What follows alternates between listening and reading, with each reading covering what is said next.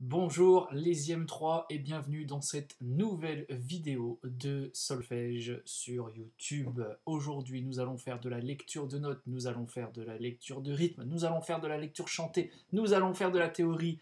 Gros programme aujourd'hui dans cette vidéo et on démarre tout de suite avec de la lecture de notes. Vous allez donc prendre votre cahier. Vous allez prendre les pages jaunes et on va prendre l'exercice 22 et 23. La semaine dernière, nous avons fait le 20 et le 21. Du coup, on va continuer.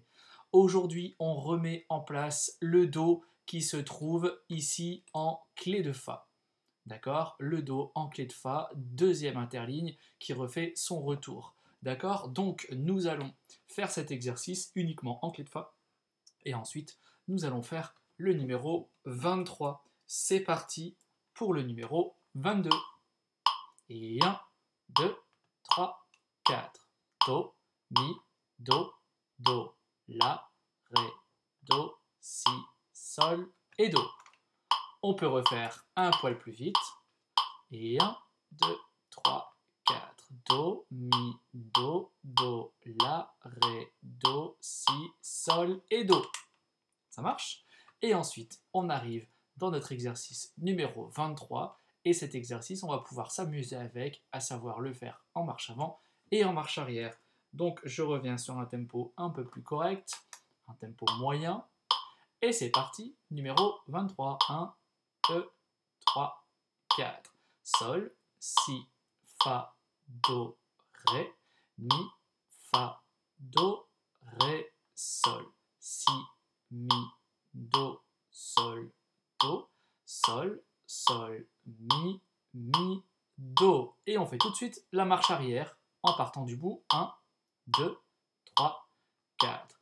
Do, mi, mi, sol, sol, do, sol, do, mi, sol, sol, ré, do, la, mi, ré, do, fa, si, sol.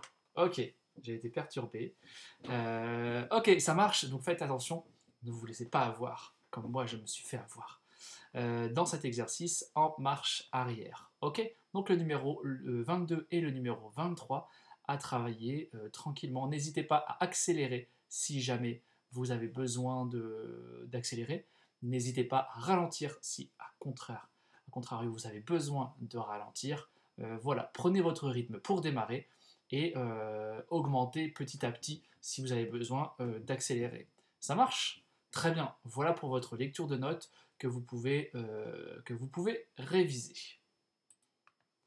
Ok, une fois que votre lecture de notes est faite, vous pouvez prendre les pages bleues, les pages qui correspondent à la lecture rythmique, et vous pouvez prendre l'exercice numéro 52 et 53. La semaine dernière, nous avons fait un petit point et un petit rappel sur le ternaire.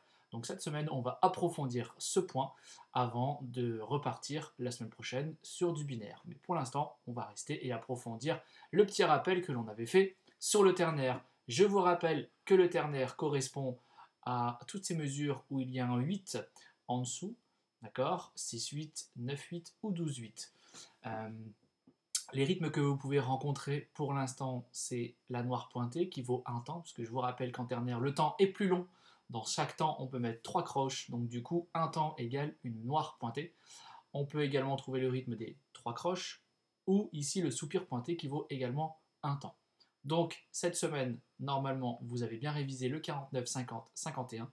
Du coup, on va passer au 52 et au 53. Ça marche? Allez, c'est parti. Cette fois, on rajoute les notes. 1, 2, do, mi, sol, do, si, la, si, la, sol, fa, sol, fa, mi, ré, do, chute. On refait une petite fois cet exercice. Attention aux notes qui sont disjointes, notamment dans la première mesure. C'est reparti. Faites bien swinger les 3 croches. 1, 2, 3, 1, 2, 3, 1, 2, 3. C'est parti. 1, 2. Do, mi, sol, do, si. La, si, la, sol. Fa, sol, fa, mi, do, chute. Et j'enchaîne avec le numéro 53. Et 1, 2, 3. Do, ré, mi, fa, sol, la, si. Do, si, la, sol, fa, mi, ré, chute. sol, la, sol, fa, mi, ré, do. Ok? Cet exercice paraît peut-être plus compliqué, il ne l'est pas. Pourquoi? Parce que toutes les notes sont conjointes. Vous voyez dans la première mesure, do, ré, mi, fa, sol, la, si, d'un seul coup d'œil, vous partez du do, ok? Et vous allez jusqu'au si. Vous ne devez même pas lire les notes qui sont entre deux. Do, ré, mi, fa, sol, la, si. Tout simplement, pareil ici. Do, si, la, sol, fa, mi, ré, ça descend. Et ensuite, sol, on monte un petit peu et on redescend. Sol, la, sol, fa, mi, ré, do. Sol, la, sol, fa, mi, ré, do. Tout simplement. Donc vous n'avez pas besoin de lire chaque note à chaque fois. Vous lisez la première et la dernière quand vous voyez que c'est un mouvement conjoint, ascendant ou descendant, évidemment. Ça marche? Donc pareil, ces deux exercices à réviser pour la semaine prochaine. Vous avez vu, je ne vous surcharge pas de lecture de notes, de lecture de rythme. Ceci dit, on va quand même faire de la lecture chantée et nous allons également faire de la théorie. C'est la raison pour laquelle je ne vous charge pas trop sur les lectures. Voilà, donc un petit peu de lecture chantée maintenant pour enchaîner. Ok, donc la lecture chantée, ça se trouve sur vos pages orange. On est à la page 56 la semaine dernière. J'espère que ça ne vous a pas trop endormi. On avait fait le numéro 11, la berceuse. Cette semaine, on va enchaîner avec le numéro 12 qui s'intitule La mélodie basque. Donc dans un premier temps, on va le lire ensemble avec le piano sans accompagnement. Ensuite, je vais vous le faire avec l'accompagnement. Et la troisième partie de ce chant sera de vous faire écouter l'accompagnement seul pour que vous puissiez le faire tout seul, comme des grands.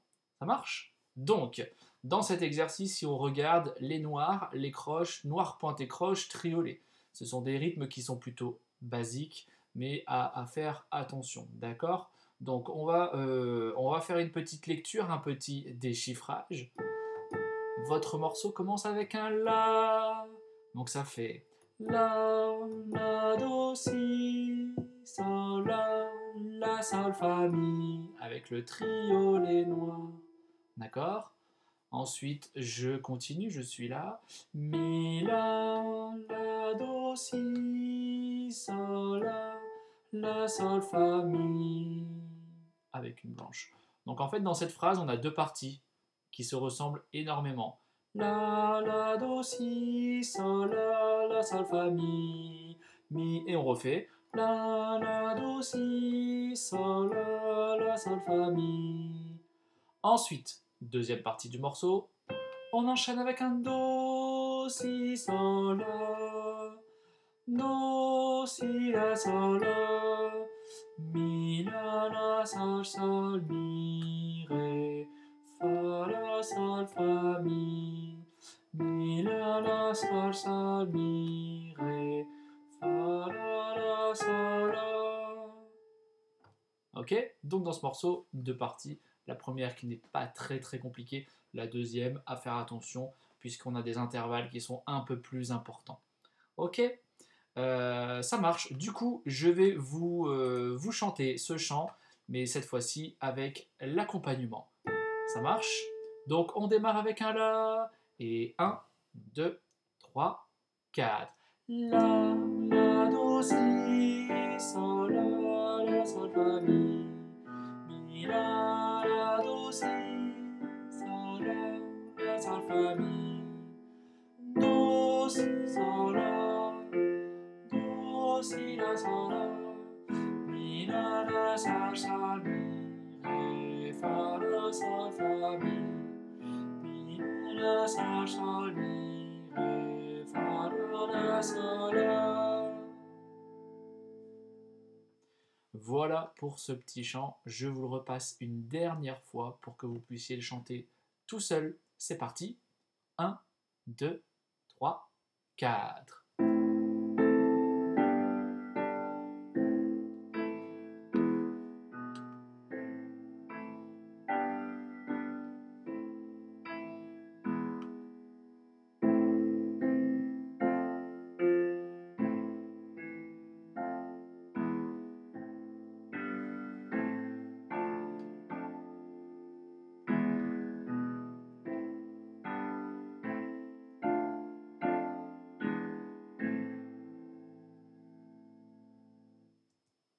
Et voilà, ça marche. N'hésitez pas à revenir en arrière dans la vidéo pour bien la travailler.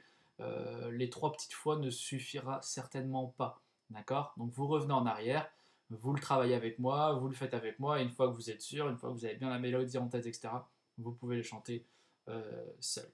Ça roule? Très bien, et on va terminer du coup maintenant avec un petit peu de théorie. Très bien, donc pour la partie théorie, vous devrez donc prendre les pages vertes qui se trouvent à la fin de votre cahier, et c'est la leçon 8 qui s'intitule Le ton et le demi-ton. Ça marche? Donc pour ce chapitre, on va commencer à rentrer dans des choses très techniques au niveau de la théorie et en tout cas au niveau de la musique. Ce chapitre concerne les tons et les demi-tons. Alors on en a déjà parlé, on l'a déjà abordé. Rappelez-vous, dans vos premières années, c'est ce qu'on appelait le NUMU. N-U-M-U. C'était pour voir où se trouvaient les tons et les demi-tons. D'accord? Donc ce chapitre, c'est un petit peu un rappel.